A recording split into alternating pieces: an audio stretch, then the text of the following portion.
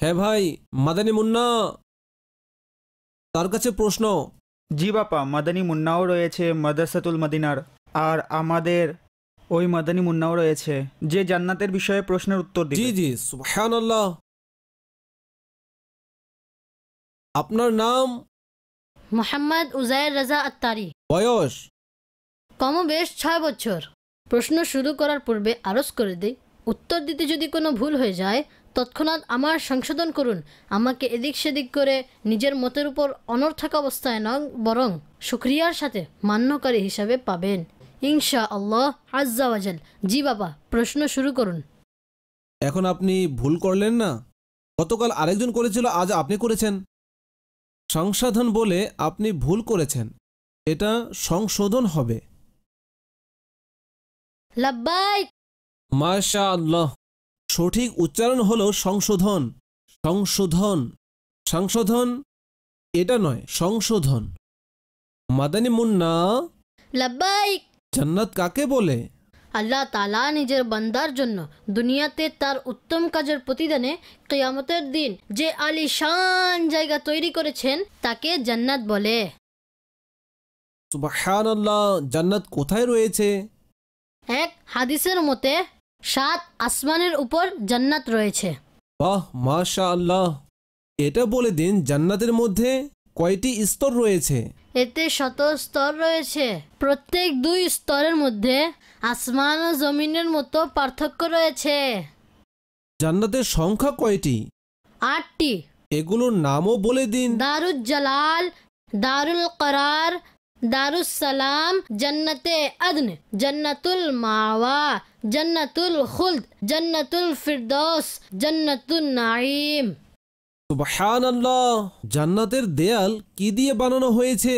দেয়াল স্বর্ণ ও রূপা দিয়ে তৈরি আর মিশ্রণ মুশক দিয়ে তৈরি।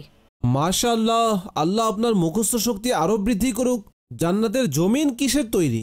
জমিন জাফরানের।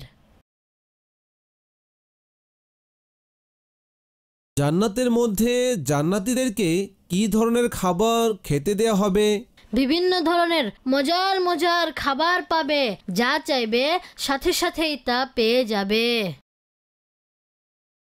মাদানী মুন্না, এটাও বলে দিন যে জান্নাতে জান্নাতীদেরকে কত বছরের দেখাবে?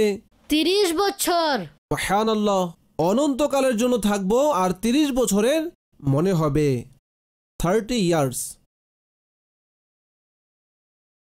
জান্নাতে কিভাবে ঘুমাবে?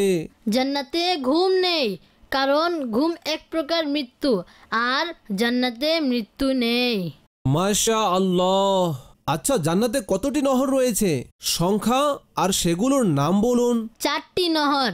নাম্বার 1 পানির, নাম্বার 2 দুধের, নাম্বার 3 মধুর, আর নাম্বার 4 শরাবের। এই শরাব, এটা দুনিয়ার খারাপ শরাব হবে না। হ্যাঁ, রাহিকে মাখতুম, মোহরকৃত শরাব হবে। এজন্য নেশাগ্রস্ত হবে না, এর স্বাদই অন্যরকম হবে। পবিত্র শরাব, শরাবে তুহুর, পবিত্র, পাক, পরিষ্কার পরিচ্ছন্ন শরাব।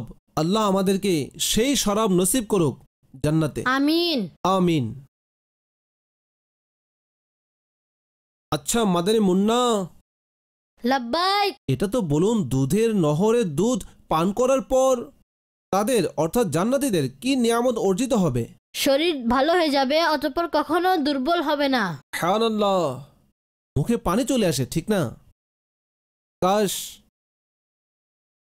আমরা যেন পেয়ে যাই, আমাদের প্রিয় নবীর উসিলায় পাবো, আর প্রিয় নবীর প্রতিবেশী হয়ে পান করব ইনশাআল্লাহ। আমিন।